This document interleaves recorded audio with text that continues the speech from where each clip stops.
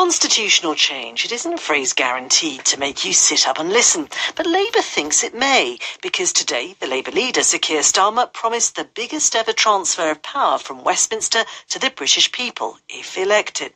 He was launching a report which has 40 recommendations, including abolishing the House of Lords, and proposals for handing new economic powers to English mayors, local authorities and devolved governments. It's called A New Britain and was written by the former Prime Minister Gordon Brown. He was asked by PM what problem his report was designed to fix. To make Britain work better, we've got a broken politics and we've got a broken economics. What we're saying is you need these local powers in local areas to match skills to jobs, to match employment needs of employers to what skills are available in the local community. And we need that investment at a local level in infrastructure and in research and development. The report then directly links our constitutional setup with the economic problems facing the country and the political disengagement, arguing that a very centralised government leaves millions of people feeling neglected and ignored. But will voters be convinced that devolution will make Britain better? Richard Johnson is a senior lecturer in politics at Queen Mary University. He's also co-authored a book on the UK Constitution. And Zoe Billingham is director of the centre-left think tank IPPR North. And they both join me now. Good evening. Good evening. Richard Johnson, levelling up was a really key plank of this government, an electoral plank. Labour see themselves as a government in waiting.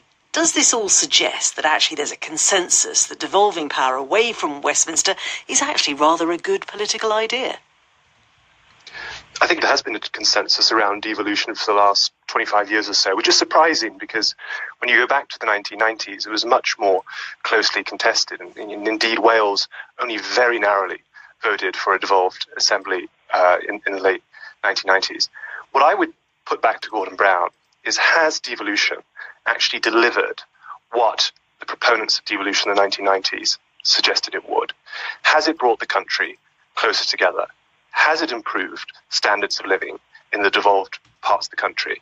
And I actually think the record of devolution is much murkier than someone like Gordon Brown would be prepared to admit. Zoe Billingham, devolution may not always be the answer. So I think Richard's right that, there are sometimes it's hard to tell the causes and effects of devolution, but I would argue that we've actually seen decentralisation rather than devolution of power, in particular to our regions in England. So we're yet to see the full potential of devolution in this country. But what we saw today from Gordon Brown's report is that regional growth is still how we grow the national economy, and that's the key point here. And as you said in your introduction, this is about the economy, but this is also about democracy and bringing decisions closer to people so they feel really that they have the power in their hands as opposed to some distant decision maker in Westminster. Richard Johnson, are you seeing this too narrowly, in a sense? You're just looking at the process of change as opposed to the way in which it's being linked back to the electorate and this idea of being close to the people who make decisions on your behalf? Well, no, because I've looked at federalism comparatively, and is that what you would see this as, a form of federalism? Well, it's a move towards it. And the reason I mention this is because when you look at federal systems, it leads to a fragmentation of the welfare state.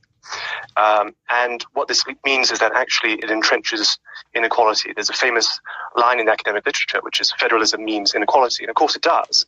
It means that wealth is more likely to stay in wealthy areas and poverty is more likely to stay in poor areas. And people who object to, say, more housing in their area, if you give them the power to object to that, they're likely to use it. And actually that undermines the greater good. I find it quite strange, really, for a Labour Party that really is meant to be about building a more equal society, one that redistributes across the country, that is actually constraining the ability of a Labour government to do that. Zoe Billingham, on house building, we saw that in action today, didn't we, where the government watered down their house building targets in the face of local opposition.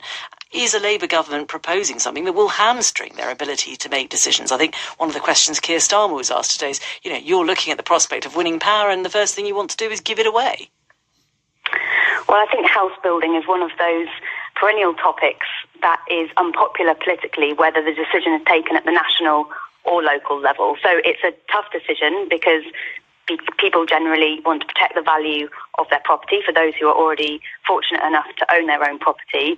And so that means there's a general aversion to building on the spaces in and around areas where people have high levels of housing. So you see that as a specific example, not really a way of looking at the wider problem, that you may not be able to get what you want. You may not be able to persuade the electorate of what you want. Exactly. I think there are some issues that are very difficult, whether that's at the national or local level. You would hope that at the local level, say a housing decision was devolved down to the local level, that, you know, in your local area, if you are surrounded by people who are in high housing need, that you would have more compassion towards what their needs are as well as your own. So I would argue that taking that to the local level would be more helpful. But what about Zoe Billingham appealing to the voters? You know, if you take that old chant, what do we want? Devolution, when do we want it? It doesn't even scan very well. You can't imagine voters kind of, you know, chanting for this. Does it have box office appeal, electoral ballot appeal?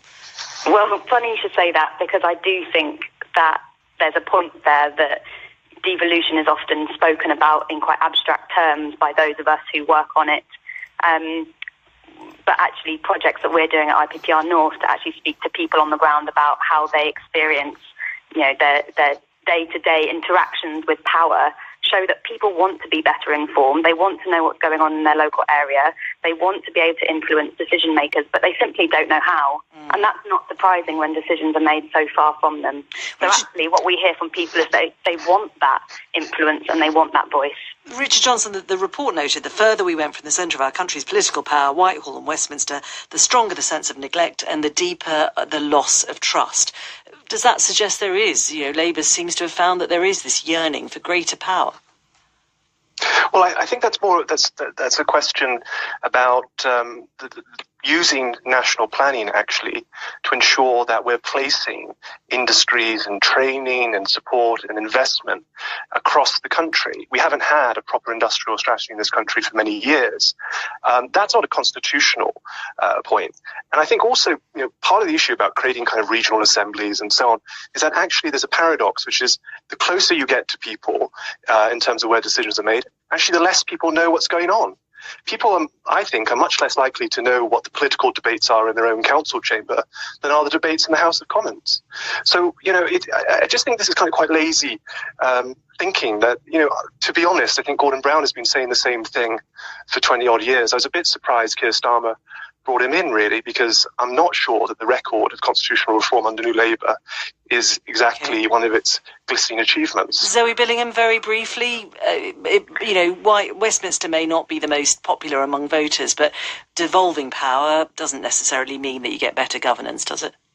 Well, actually, the polling shows that people do trust politicians locally more than those at Westminster. I think the picture is a lot more complex as to why we hear more about political decisions made in Westminster, which is to do with the dominance of the national media over the local media, for example. So there are plenty of reasons why people are more attuned to the national debate, even though actually when they're asked to vote and to say who they trust the most, it's local politicians who tend to come out more favourably. So that's where we suggest power is shifted to. Zoe Billingham from IPPR North and Richard Johnson from Queen Mary University, thank you both.